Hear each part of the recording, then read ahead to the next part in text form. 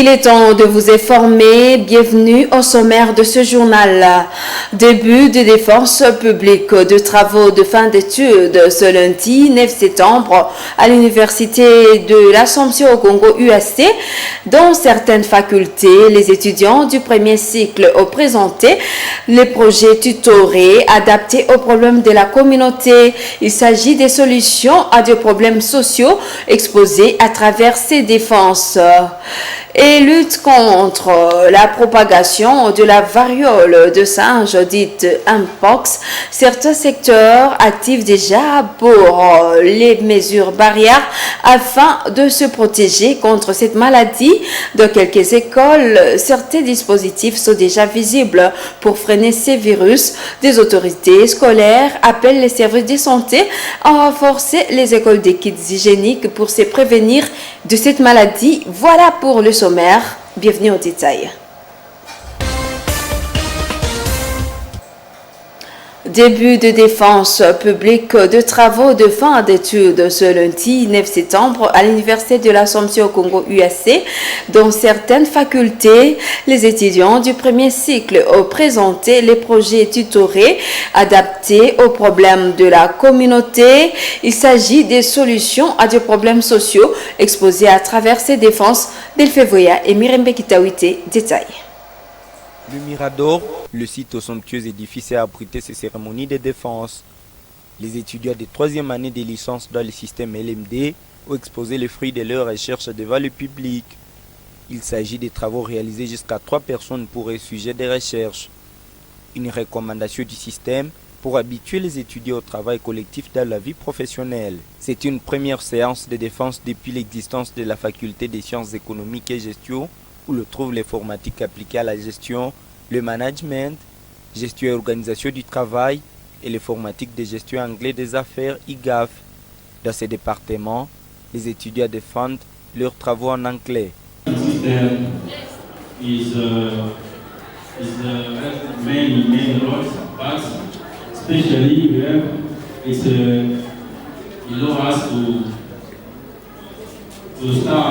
L'étudiant Zanzuki Hande Joseph de L3 IGAF a développé une application mobile de vote pour l'organisation d'un vote crédible dans une institution.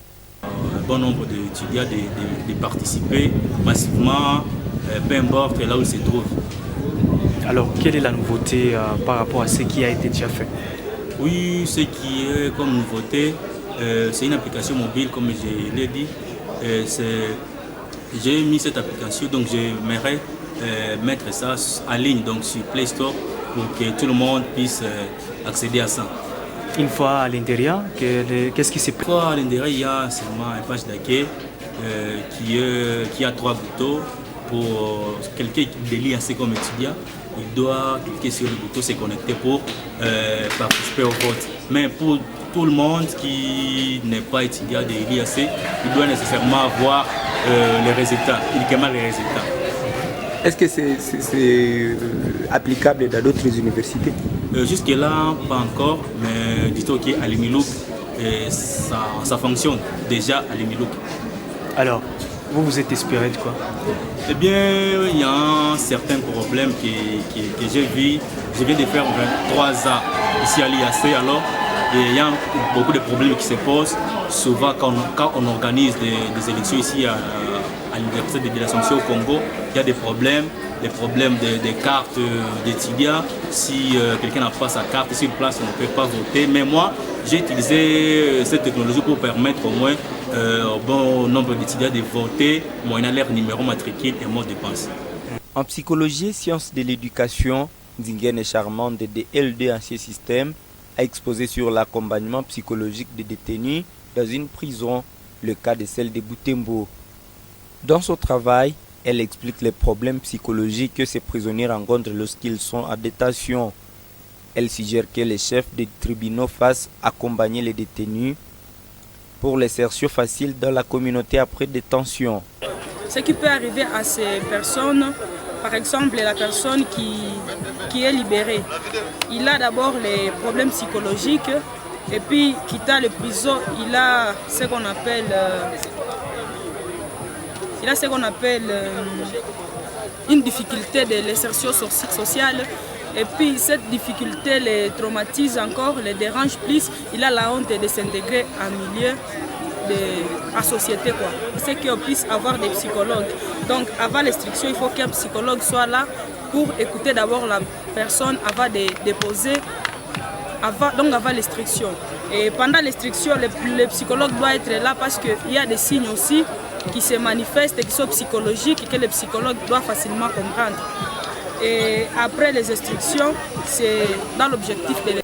En sciences de développement, Kibambe Sangwa la reine a parlé des facteurs limitant la bonne production des haricots à Bunyuka. Cette chercheuse de L2AC System note la sensibilisation des agriculteurs sur les pratiques agricoles appropriées. Il y a la non-vulgarisation des techniques, la non-maîtrise des techniques culturelles, les facteurs climatiques et les inquiétudes. Cette séance de défense de la première session se clôture ce mardi 10 septembre.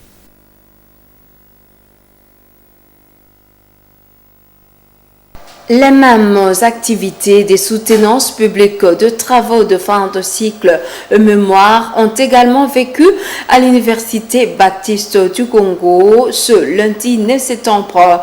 Les finalistes de facultés organisées à cette université plutôt ont présenté devant les équipes du jury les résultats de leurs recherches scientifiques. Mumbere, Mo et Jason étaient parmi les impétrants du jour. C'était étudiant en faculté des sciences agronomiques et environnement a mené ses recherches sur la conservation de la tomate dans la centre. À l'issue de sa recherche, celui-ci a démontré l'efficacité de la centre pour la conservation des tomates. Nous suivons les reportages de Gérard Mourefou et Moïse Machaouri. L'ambiance des soutenances publiques des travaux de fin de cycle et mémoire a vécu à l'Université Baptiste du Congo UBC. Les étudiants de cette institution se sont distingués par leur savoir-faire au cours de cette activité qui a eu lieu à l'hôtel Alpadio Bakato Kananasi. Nous avons cherché les paysans agriculteurs, nous avons aussi cherché les vendeurs de la tomate. Mumbere Mou et Jason, de la deuxième licence en faculté des sciences agronomiques et environnement, a mené ses recherches sur la conservation de la tomate dans la cendre. Celui-ci a expliqué l'utilité de cette méthode aux agriculteurs de la tomate. Il a encouragé le recours à celle-ci pour son accessibilité à tout le monde. Notre objectif était d'évaluer la durée de conservation de la tomate fraîche à partir de la cendre de bois d'eucalyptus. Vérifier également les principes actifs contenus dans la cendre qui favorisent la conservation. Et enfin, vérifier les noms ou la dénaturalisation de la tomate après conservation. Le récipiendaire Jason a devant un grand public prouvé que la conservation de la tomate dans la cendre n'a aucun effet néfaste sur l'organisme de l'homme. Le membre du jury qui a évalué les mémoires ont salué le courage de l'impétrant et le choix du sujet. Technologique, vraiment, c'est encourageant. Après plus de 30 minutes sur la chaise dite électrique, l'étudiant Jason a été acclamé par le public présent en ces lieux. Mumbere Jason a remercié sa famille et tout le monde qui l'a accompagné jusqu'à ce jour. J'adresse mes remerciements à tout le monde. En fait, ça n'a pas été facile. Comme c'était un sujet à caractère d'innovation, nous avons beaucoup souffert. La connaissance, la famille, les amis, ainsi de suite, nous ont beaucoup soutenus et vous le constatez vous-même. Au manque où mettre les fleurs suite à leur soutien. À ce premier jour de défense, c'est une dizaine de finalistes des facultés organisées à l'UBC qui ont présenté devant les équipes du jury le résultat de leurs recherches scientifiques. Merci maman. Quittons le chapitre éducation pour parler santé, lutte contre la propagation de la variole du singe. Certaines écoles ont déjà installé des lavements pour protéger leurs élèves. Constat fait par Moto TV ce lundi 9 septembre 2024 par Moto TV. Certaines autorités scolaires appellent les services de santé de doter les écoles de kits hygiéniques pour se prévenir de cette maladie. Nous suivons les reportages de Nelly Mungesiali et Luciana Msiviroa. Nous sommes ici au complexe scolaire La Bourgeoisie du Nord. À l'entrée, des écoliers se lavent les mains. Ce, parce que l'école les a déjà initiés à cette pratique. Pour preuve, cette lavement a été construite durablement pour pérenniser cette pratique au sein de l'école. Le directeur de l'école primaire La Bourgeoisie indique que son établissement a déjà commencé à sensibiliser les apprenants sur cette épidémie. Nous avons été vraiment sensibilisés par rapport à ça. Ça nous a préoccupés parce que d'emblée, c'est une maladie qui attaque le plus souvent les enfants. C'est ce qui est différent de la Covid qui attaquait les grandes personnes. Mais actuellement, ce sont les enfants qui sont les plus vulnérables. Et par rapport à cela, nous avons communiqué aux parents, mais aussi aux élèves et enfants, et nous devons toutefois chaque jour ou à tout moment nous laver la main avec du savon antiseptique pour permettre de se prévenir.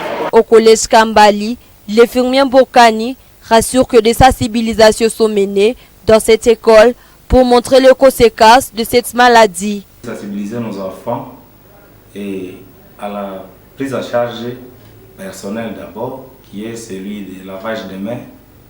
Et on se salue mutuellement, ça c'est donner la main. Et camberer nos élèves avec les thermoflash pour peut-être savoir une éventuelle fièvre qui pourra peut-être nous orienter vers le diagnostic de cette dite maladie déjà courante entre nous. Il sollicite aussi une assistance des écoles à kit hygiénique pour barrer la route à cette maladie. Également, il appelle la régie des eaux de voir comment alimenter la ville en eau.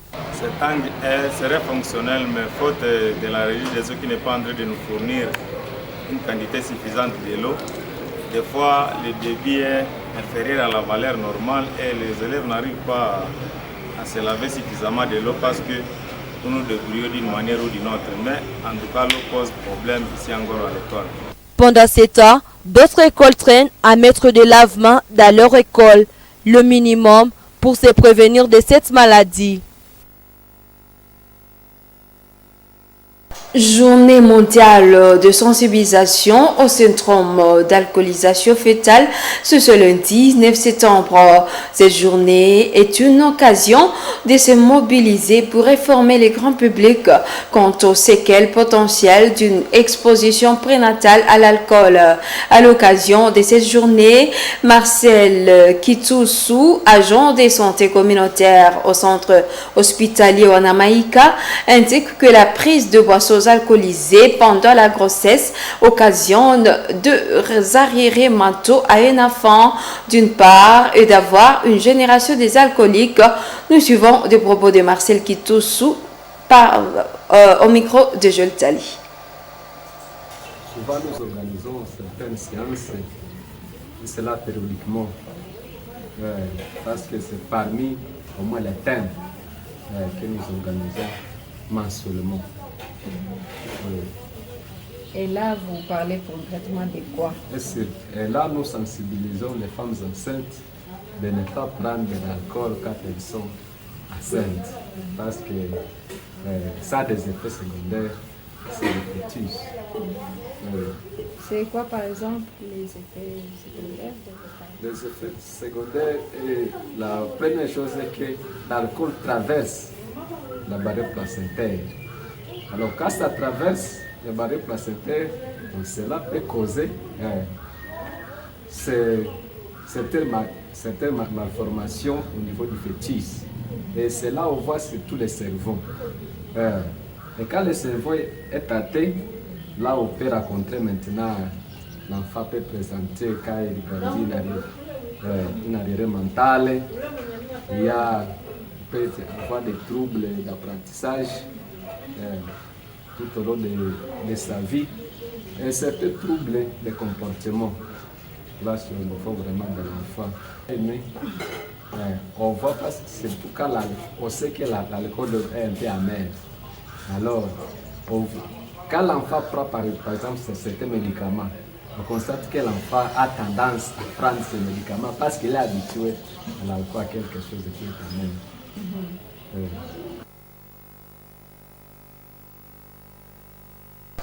Autre chose dans cette édition, bénédiction du nouveau bâtiment de l'Institut supérieur des arts et métiers Isam Lubero à Butembo. La cérémonie irrélative a vécu le samedi 17 septembre dans les enceintes de cette institution d'enseignement supérieur et universitaire. L'abbé Erasme Maliro a présidé cette activité en présence du corps académique de l'Isam Lubero à Butembo. Nous suivons des détails avec Samuel Wayinda. L'activité de la bénédiction du nouveau bâtiment de l'Institut supérieur des arts et métiers, Isam Lubero à Butembo, a vécu l'après-midi de ce samedi 7 septembre en ce site Moutiri. En pièces ont été présents en ces lieux tous les membres du corps académique de l'Isam Lubero, les étudiants et élèves de l'école secondaire d'application de l'Isam Lubero à Butembo.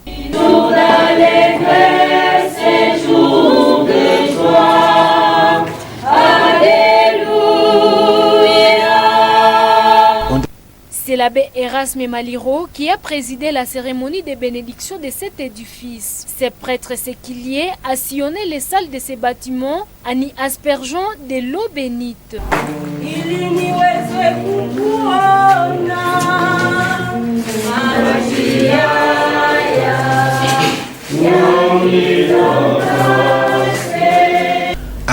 Après cette cérémonie, tous les participants se sont réunis dans l'une des salles de la nouvelle bâtisse. Le secrétaire général administratif a remercié tous les partenaires de l'institution qui ont contribué pour l'achèvement des travaux de construction du bâtiment qui a coûté autour de 60 000 $ pour l'instant. Prenant la parole, le directeur général de l'Isam Lubero à Butembo a réitéré les messages de remerciement au gouvernement congolais et aux bonnes volontés. Il promet poursuivre ce genre d'initiative pour l'émergence de cette institution. L'étudiante Janine Scholastique, présidente du comité estudiantin qui s'est prononcée au nom de ses camarades, s'est dit fière de voir son institution poursuivre le processus de son autonomisation en se dotant notamment de ses propres locaux. Nous sommes vraiment satisfaits de ces grands bâtiments, surtout érigés en pleine ville, au centre-ville. Personne n'a besoin même des moyens de transport, il peut quitter son domicile et arriver même à pied. Oh, nos mille merci à notre projet qui a su penser à nous construire notre propre bâtiment. Vous savez, chez autrui, on a toujours dit que l'on ne peut pas grandir chez autrui. Et là, nous sommes très ravis, nous leur remercions. L'Institut supérieur des arts et métiers Isam Lubero à Butembo est situé à ville de Butembo dans la commune Boulenguera, quartier de l'évêché. Cette institution d'enseignement supérieur et universitaire a initié pour cette année une école secondaire d'application Isam Lubero à Butembo. Cette école fonctionne l'avant-midi, toujours dans les locaux de l'Isam Lubero à Butembo. Commentaire de Nelly Mwengesiali dans les reportages de Gérard Mourefou et Samuel Wayinda. Autre chose, le 1er décembre 2024 fera 60 ans depuis la mort de la bienheureuse Annualité Ninkapeta. En marge de ce 60e anniversaire de sa mort, l'Institut supérieur technologique d'Isiro Isti projette d'ériger un mémorial en son nom dans le chef-lieu de la province du Haut-Ouélé. Dans ce cadre, les autorités académiques de l'Isti ont rencontré le gouverneur de cette province la fin de la semaine dernière. Détail, Isabelle Wangaïmouka. Nous sommes en ville de Bunia, à la prison centrale de Bunia, où nous constatons une tentative, nous pouvons le dire, une tentative d'évasion. Pour une seule raison, ceux qui sont dedans, il y a une... toutes nos excuses et autre chose, tentative d'évasion massive a été maîtrisée, une tentation d'évasion plutôt massive a été maîtrisée en prison centrale de Bunia samedi 7 septembre dernier par l'armée congolaise. Le porte-parole de l'armée à l'Ituri à Bunia pense que ces détenus auraient été manipulés pour reproduire la triste scène. Ils ont été tous maîtrisés et aucune perte en vie humaine n'a été signalée, à en croire Jules Ngongo. Il est dans cet élément de nos confrères de Bunia Actualité. Suivant. Nous sommes en ville de Bunia, à la prison centrale de Bunia, où nous constatons une tentative, nous pouvons le dire, une tentative d'évasion. Pour une seule raison, ceux qui sont dedans, il y a une forte manipulation.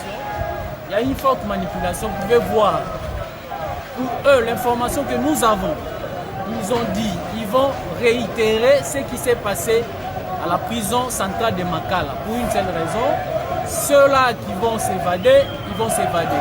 Et ceux-là qui seront pris par la police ou ils seront maîtrisés, neutralisés par la police. Et voilà. Et donc nous avons compris, vous allez voir, il ne s'agit pas d'une réclamation ou de la ration ou de primes, non, non. Et la plupart, c'est ce que nous avons dit, c'est de la manipulation. Vous êtes en train de former ici depuis le matin et nous sommes en train de maîtriser la situation. Toutes nos unités sont en alerte. Le commandant des opérations a instruit, le général Luboya a instruit la police, les éléments de la 32e région militaire, de PEM, la police militaire, mais également de toutes les unités pour empêcher ces tentatives dues à la pire simple de la manipulation. Et c'est la fin de cette édition. Merci à vous de l'avoir suivi. Au revoir.